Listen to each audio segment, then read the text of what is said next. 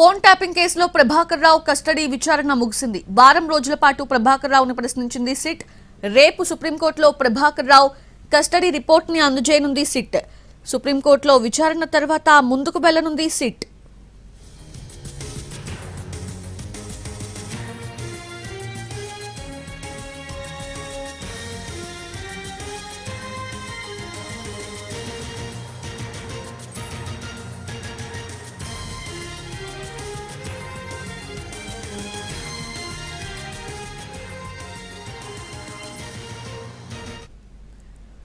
Phone tapping కేసులో Prabhakar Rao custody విచారణ ముగిసింది. వారం రోజుల పాటు కూడా ప్రభాకర్ రావును ప్రశ్నించింది సిట్.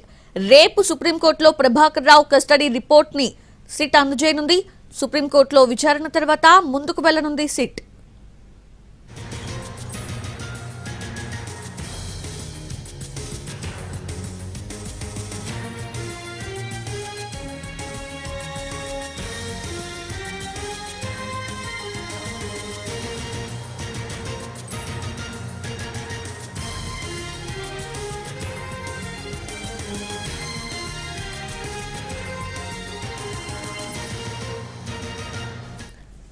రిటది ఫోన్ ట్యాపింగ్ కేసులో ప్రభాకర్ రావు కస్టడీ విచారణ ముగిసింది.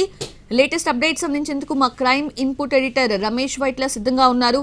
రమేష్ వైట్ల, అయితే కీలక పరిణామం చెప్పొచ్చు. ఏదైతే ప్రభాకర్ రావును దాదాపు వారం రోజుల పాటు అధికారులు విచారణ జరిగింది. రేపు ఈ విచారణ సంబంధించిన పూర్తి నివేదికని సుప్రీంకోర్టుకు సమర్పించబోతున్నారు. ఎందుకంటే సుప్రీంకోర్టు ఒక ఆదేశం ఇచ్చింది.